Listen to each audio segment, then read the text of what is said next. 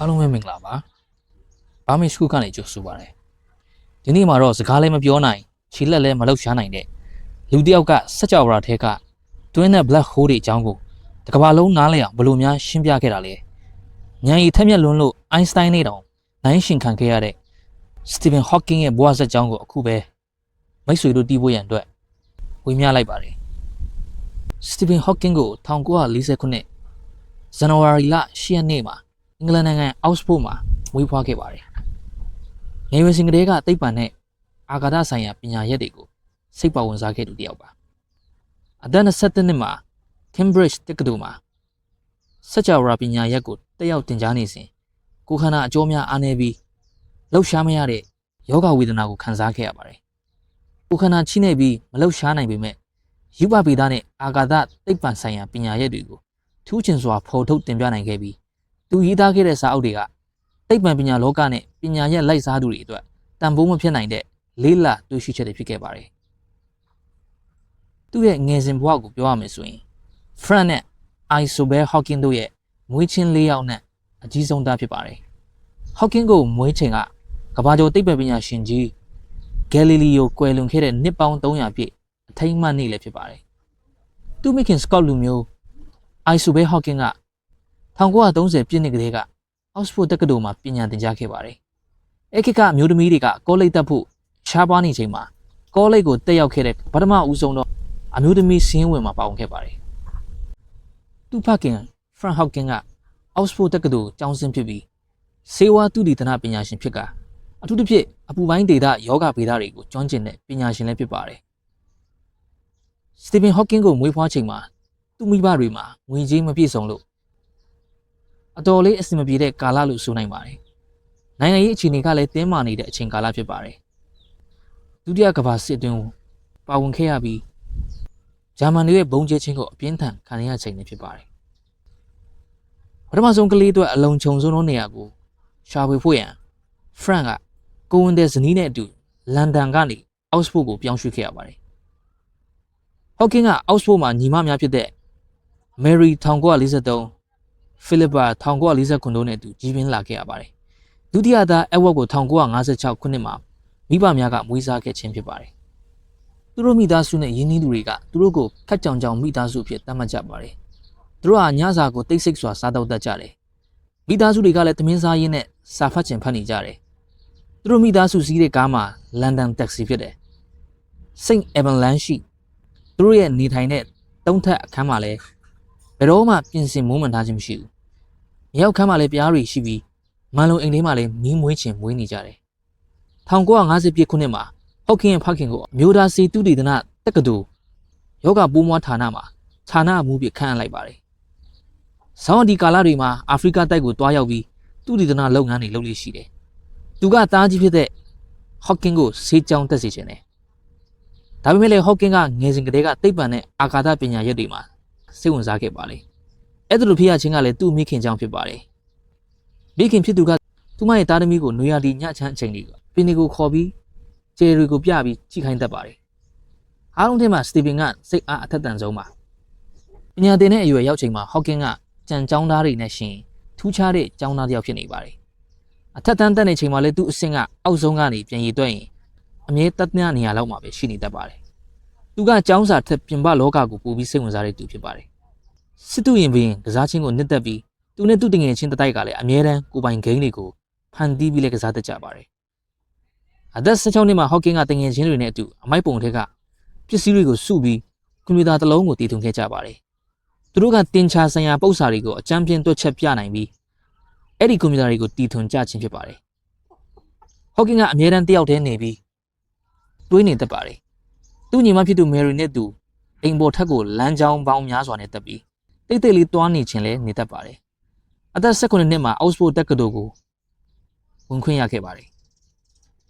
သူကအကကိုလည်းဝါသနာပါတဲ့သူဖြစ်ပါတယ်။လေလိုကိုလည်းစိတ်ဝင်စားပြီးအောက်စဖို့လေလိုအသင်းရဲ့အဖွဲ့ဝင်တစ်ယောက်လည်းဖြစ်ခဲ့ပါတယ်။သူ့ဘခင်ကတင်စေခြင်းနဲ့ဆေးပညာအစားသူဝါသနာပါတဲ့တင်ချာကိုလေ့လာသင်ယူခဲ့ပါတယ်။အဲဒီချိန်ကအောက်စဖို့တက္ကသိုလ်မှာတင်ချာပါတဲ့ကိုဝိတ်မပေးပါဘူး။ဒါပေမဲ့သူကယူပဗေဒနဲ့စကြဝဠာပညာရပ်တွေကိုလေ့လာသင်ယူခဲ့ပါတယ်။1960ခုနှစ်မှာဂုံထူးတန်းတက်ခွင့်ရပြီး Cambridge တက္ကသိုလ်မှာစัจ java ဆိုင်ရာ cosmology ဘာသာရပ်အတွက်ဒေါက်တာဘွဲ့ယူဖို့ရန်ဆက်လက်တက်ရောက်ခဲ့ပါတယ်။ Oxford သူပြင်ရောက်ချိန်မှာကျမ်းမာရေးချွန်းလာတာကိုသူသတိထားမိပါတယ်။လမ်းလျှောက်တဲ့ခါမှာလည်းမကြာခဏလဲကျတတ်ပြီးစကားပြောတဲ့ချိန်မှာလည်းဘလုံးမသွေးဖြစ်လာပါတယ်။1963ခုနှစ်အထိအဲ့ဒီလိုဖြစ်နေခြင်းကိုပြဿနာတစ်ခုလို့မထင်ခဲ့ပါဘူး။ Cambridge မှာပထမနှစ်သက်ချိန်အထိအဲ့လိုပဲအမှုမဲ့အမှတ်မဲ့နဲ့ဆက်သွားနေခဲ့ပါတယ်။သူကအဲ့လိုဖြစ်နေခြင်းကိုတာမန်လို့ပဲထင်ခဲ့ပါတယ်။သူ့အခြေအနေကိုစတင်သတိပြုမိတဲ့သူကတော့သူ့ရဲ့ဖခင်ပဲဖြစ်ပါတယ်။သူက Hawking ကိုဆရာဝန်နဲ့တွားတွေ့ဖို့ပြောပါတယ်။နောက်နှစ်ပတ်လောက်ကြာမှအသက်22နှစ်အရွယ်ကောလိပ်ကျောင်းသားတယောက်အင်ကိုဆေးခန်းဖြစ်ပြောင်းပြီးစမ်းသက်ကုသမှုတွေကိုခံယူခဲ့ရပါတော့တယ်။သူတို့ကကျွန်တော်လက်မောင်းကကြက်သားနမူနာတွေကိုယူသွားကြတယ်။ကျွန်တော်ကိုယ်ထဲကိုလည်း electronic လက်ကောင်းတွေထိုးထည့်ပြီးအမျိုးမျိုးစမ်းသပ်ကြတယ်။ကြောထဲကို radio ဓာတ်တွေပါတဲ့အရေးတွေလည်းထိုးထည့်ပြီးကြတယ်။ပြီးတော့တစ်ချိန်လုံးဓာတ်မှန်တွေရိုက်ပြီးစောင့်ကြည့်နေကြတယ်။ကျွန်တော်ကိုလည်းအိယာထဲမှာပဲထားကြတယ်။ကျွန်တော်ဘာတွေဖြစ်နေတယ်ဆိုတာသူတို့မပြောကြဘူး။အသားကျဆက်တဲ့ဝေဒနာတွေဆိုတာတော့သိတယ်လို့ Hawking ကပြန်ပြောပါတယ်။သူ့ဖခင်ကနောက်ဆုံးမှသူ့သားမှာဖြစ်နေတဲ့ယောဂက ALS ခေါ်ယောဂဖြစ်ကြောင်းသိလိုက်ရပါတယ်။အာယုံကြောတွေကသူ့ချက်သားတွေကိုထိန်းချုပ်ပြီးဘာမှမလုပ်နိုင်အောင်ချုပ်ကင်ထားခြင်းကိုခံစားနေရတဲ့ယောဂဖြစ်ပါတယ်။အာယုံကြောများကသူ့ချက်သားများကိုထိန်းချုပ်ပြီးဘာမှမလုပ်နိုင်အောင်ချုပ်ကင်ထားခြင်းကိုလည်းခံစားနေရခြင်းဖြစ်ပါတယ်။သူ့ကိုဆရာဝန်တွေကနှစ်ခွဲလောက်တာအသက်ရှင်မယ်လို့ခန့်မှန်းခဲ့ကြပါတယ်။အဲဒီသတင်းတွေကြောင့်မိသားစုတစုလုံးယူကျုံမရဖြစ်ကြပါတယ်။မျောလင်းချက်မရှိတော့ဘူးလို့ဆိုတဲ့ကြားမှာသူတို့ဝိုင်းဝန်းကူညီဖို့ရန်ဆုံးဖြတ်လိုက်ကြပါတယ်။ဆေးရုံမှာမလုံမရက်နေရပါတယ်။လူကီမီးယားဝေဒနာခံစားနေရတဲ့ကလေးတယောက်နဲ့သူတခန်းထဲမှာပဲတက်ရောက်ကုသခံနေရတာဖြစ်ပါတယ်။သူ့ခန်းပေါ်ကောင်လေးရဲ့ဆွေမျိုးများဝင်လိုက်ထွက်လိုက်ဖြစ်နေခြင်းကိုလည်းအတော်လေးတီးခံနေရပါတယ်။ဆေးရုံကဆင်းခွင့်ရသွားချိန်မှာသူကစိတ်ကူးထဲကအတိုင်းစီမံတော့တယ်။သူ့ဘဝတစ်လျှောက်လုံးမှာတိတ်တိတ်လေးနေဖို့ရန်ဆုံးဖြတ်လိုက်တယ်။သူ့ဘဝမှာအပြောင်းလဲကြီးပြောင်းလဲသွားခဲ့တဲ့ကိစ္စကတော့တယောက်တော့သူကိုချစ်မိခဲ့ခြင်းဖြစ်တယ်။ ALS ယောဂမဖြစ်မီကာလ1963ခုနှစ်နှစ်တစ်ကူပါတီပွဲတစ်ခုမှာ Hawking က Jane Wady ဆိုတဲ့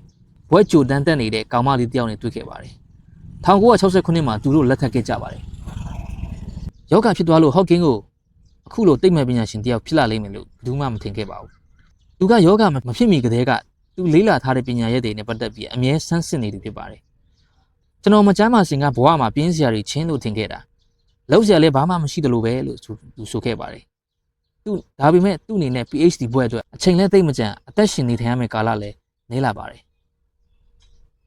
ဒါကြောင့်အလုပ်နဲ့သူတည်တနာလုပ်ငန်းမှာပဲအချိန်ကုန်နေခဲ့ပါတယ်။အာကာသတွင်းတဲ့သူတည်တနာအခြားအာကာသသိပ္ပံပညာရှင်တူဦးဖြစ်တဲ့ Roger Penrose ဆိုသူစိတ်ကူးရင်ခဲ့တဲ့ကြယ်များကြွေခြင်းနဲ့အာကာသတွင်းတဲ့ Black Hole အကြောင်းကိုအခြေခံပြီး Hawking ကစัจ java ဘယ်လိုစတင်ပေါ်ပေါက်လာခဲ့တဲ့အကြောင်းကိုရှာဖွေဖော်ထုတ်နိုင်ခဲ့ပါတယ်။ Hawking ကသူ့ကိုယ်သူထိန်းချုပ်နိုင်စွမ်းလျော့နေလာတယ်။1969ခုနှစ်မှာသူ့ကိုဘိန်းသက်လဲဖက်သွားဖို့ရန်အတင်းကျပ်တိုက်တွန်းခဲ့ရပါတယ်။သူ့ခံနိုင်စွမ်းကလည်းလျော့ကျလာတယ်။1968ခုနှစ်သူ့သား Robert ကိုမွေးပြီးတစ်နှစ်အကြာမှာ Hawking က Cambridge တက္ကသိုလ်နက္ခတ်ဗေဒအသင်းကြီးရဲ့အဖွဲ့ဝင်တူဦးဖြစ်အတိအမှတ်ပြုခြင်းခံလိုက်ရပါတယ်။မကြာမီမှာပဲ Hawking ဘဝမှာအကျိုးရှိတဲ့ကာလတွေဖြစ်လာခဲ့ရပါတယ်။သူတို့ဇနီးမောင်နှံ1969ခုနှစ်မှာသမီးလေး Lucy ကိုထပ်မံမွေးဖွားခဲ့ပါတယ်။ Hawking ကသူတည်တနာလုပ်ငန်းတွေကိုဆက်လက်လှုပ်ဆောင်နေစေဖြစ်ပါတယ်။သူတို့နောက်ထပ်ကလေး Timothy ကို10နှစ်ကြာမှထပ်ရပါတယ်။အဲ့ဒီအချိန်မှာ Hawking ကသူ့ပထမဆုံးစာအုပ် The Last Scale Structure of Shape-Time 1985ကိုထုတ်ဝေလိုက်ပါတယ်။သူ့အစောပိုင်းလေးလာမှုတွေကိုဆက်လက်လှုပ်ဆောင်နိုင်ဖို့ရန်အတွက်အာကာသတွင်းထဲကိုစတင်ဖော်ထုတ်ခဲ့သူ Penrose နဲ့သူတည်တနာအဖွဲ့ကိုထူထောင်လိုက်ပါတယ်။1984ခုနှစ် Hawking ရဲ့သူတည်တနာလုပ်ငန်းတွေကသိပ္ပံလောကထဲမှာထင်ရှားကျော်ကြားလာခဲ့ပြီးအာကာသတွင်းတဲ့အကြောင်းကိုပုံမကျေပြန့်စွာလေးလာသူတည်တနာပြုစရာဖြစ်လာခဲ့ပါတယ်။ Hawking က radiation ဆိုတဲ့သဘောတရားကိုဖော်ထုတ်တင်ပြပြီးကြဲကြွေခြင်းနဲ့ဆွဲငင်အားမှလွတ်မြောက်ခြင်းစသည့်သဘောတရားတွေကိုတင်ပြခဲ့ပြီး Hawking ရဲ့ radiation ဆိုတဲ့သဘောတရားကမွေးဖွားလာခဲ့ရပါတယ်။ Hawking တွေ့ရှိခဲ့တဲ့ black hole များနဲ့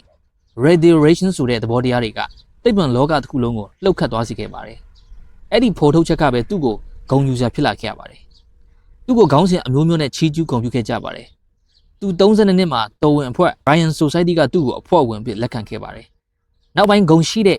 Albert Einstein ဆုကိုတောင်မှရရှိခဲ့ပါတယ်။1985ခုနှစ်မှာသူရောမမြို့ကိုရောက်ရှိခဲ့ပါတယ်။ရောမမှာဆဋ္ဌမမြောက် ပုတ်ရဟန်းမင်းကြီးကချီးမြှင့်တဲ့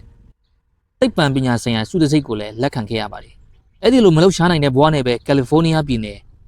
ပါဆာဒီနာရှိမှာတစ်နှစ်ခန့်သွားပြီးအဲ့ပါမုတ်ခအဖြစ်ဆောင်ရွက်ခဲ့ပါတယ်အင်္ဂလန် Cambridge မှာလည်းဝင်ရောက်စာသင်ပေးခဲ့ပါတယ်1989ခုနှစ်မှာ Cambridge တက္ကသိုလ်ကိုပြန်လာပြီးသင်္ချာပါမုတ်ခအဖြစ်စာသင်ကြားပေးခဲ့ပါတယ်သူ့ကို Cambridge ကသင်္ချာဆိုင်ရာ Lucasian ပါမုတ်ခဘွဲ့ပေးခဲ့ပါတယ်အဲ့ဒီဟာသူက1663ခုနှစ်ကတည်းကပြီးခဲ့တဲ့ဘွဲ့ဖြစ်ပေမဲ့လည်းစာ Isaac Newland အပါဝင်14ဦးတာအဲ့ဒီဘွဲ့ကိုရရှိခဲ့ပူတာပါဒါကတော့မတန်ပေမဲ့စွမ်းတဲ့ Stephen Hawking ရဲ့ဘဝဇာတ်ကြောင်းပဲဖြစ်ပါတယ်ဒီလိုဘူးတူတာရှိတဲ့အကြောင်းတွေပို့ပြီးသိချင်နေဆိုလို့ရှိရင်ကျွန်တော်ရဲ့ channel ကို subscribe လုပ်ပေးဖို့ရန်အတွက်တောင်းဆိုပါတယ်အားလုံးပဲကျမ်းမာချမ်းသာရွှေလန်းကြပါစေဗျာ